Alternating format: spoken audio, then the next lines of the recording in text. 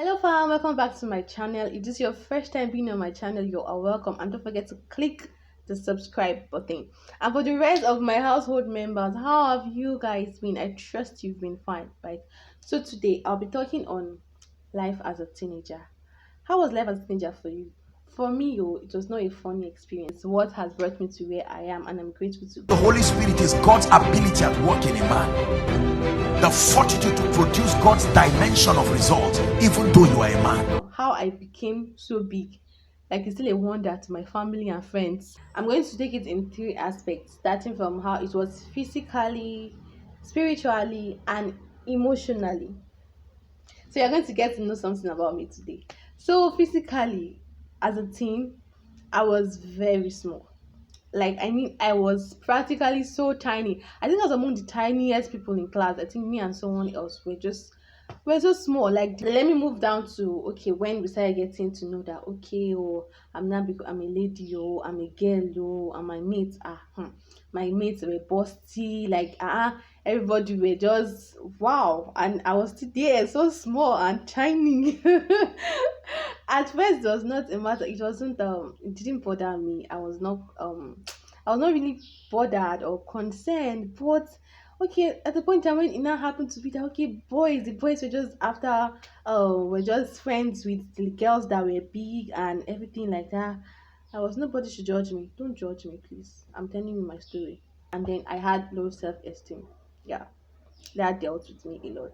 And the low self-esteem did not just come one day. I just woke up and became someone with a low self-esteem. No, it was an incident that actually happened to that. Someone in class said she said something and she was like, see how you are black. Jesus. Like the word entered me. I went home, I was just crying. I was like, I'm black, I'm black, I'm this, I'm that. I was really pained. So ever since then, when people were doing this, I just entered into my shell. I became so quiet and I felt so intimidated by people around. And just look at my small sense. Were there no other people that were black around me? Or are we not just blacks? Okay, because of complexion or something like that.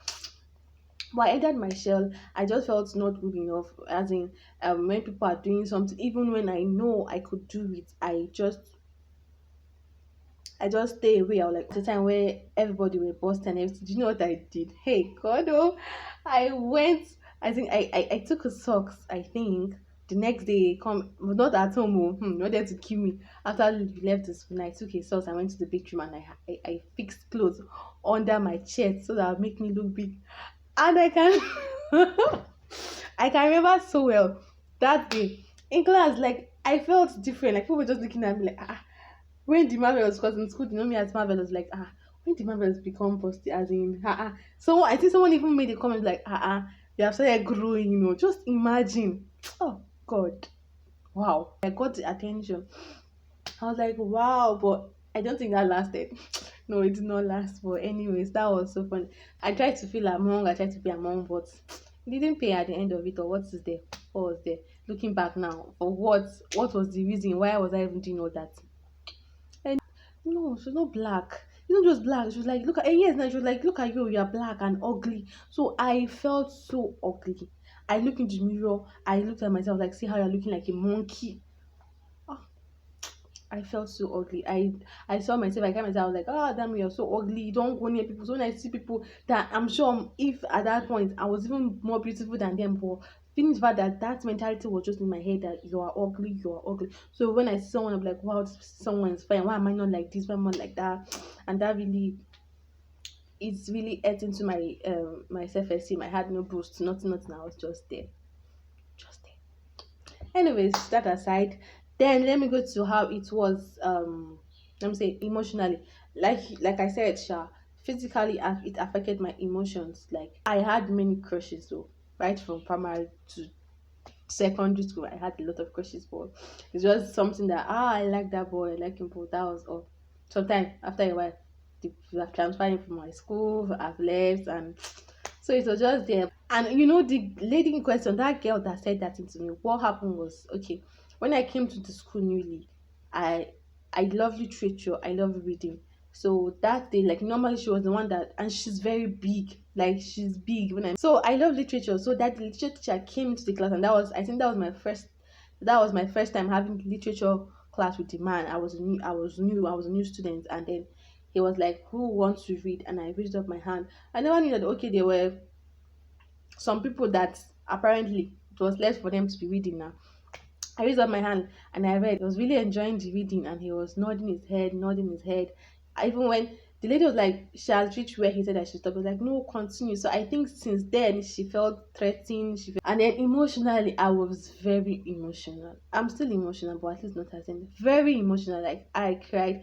Like now, I'm someone that words gets into me, and once you know that weakness, you can use it against me, right? If you tell me something and it's something bad, I will cry. It will pain me. It will really pain me. So as a teenager, I was really emotional. Like I could cry easily. I think even up to now, if I want to explain something to my parents, if I want to say something, I just start crying, and I don't know why. And it will be as if this one is using no, but I just when I try to explain myself, I just feel myself crying. And maybe I don't know. Maybe those are in the science aspect can tell us what aspect of the human part, I be human or ever psychology or something like that. I just find myself crying, like I'm very emotional. So you can tell someone else something and the person just what's that? And me, you tell me, hey, I will go back, I will think on it, I will ponder, I will meditate on it, I will do everything on it, which is not that it's not too good though, actually, because if you're someone that you allow people will always talk, and if you allow people where it gets to you, it's going to really affect you because it might make you feel, and some people are just bitter, they're just jealous, and when they say things not because it really means, when you now, if you don't know who you are, if you don't know your worth, someone will not tell you that, you now feel pain, and then you start carrying yourself with a different mentality. Don't allow anybody run your life for you. All right, you can run it yourself. And then the third part I said was spiritually. I was like, okay, wonderful enough, beautiful enough. I grew up in a family that was very spiritual. Like we go to church every weekly service and everything. So I had not really known God like one on one, but the normal routine I followed it well. Never knew God experientially. I just knew Him like my family. You do your normal routine, your prayers, your everything. Go to service, and that's why I felt that okay, that was like the normality in the Christianity until I got much older, and then I went for an Easter camp, and then I gave my life to Christ, and after that I became much more closer, and then I knew that okay, it's more than what I'm just seeing here, right? Well, that was my life as a teenager, sha. That was how it went. Tell me, how was life as a teenager for you? What did you do? What did you battle with? How was it? Were you the big type? Were you the big size? Or you the small size? Or anything like that? So in summary, that was how life as a teenager was for me. And I want to speak to as many teenagers that are out there. Love yourself for who you are, be you, but make sure you are working to be a better version of yourself. Don't let anybody talk you down, don't let anybody put you down.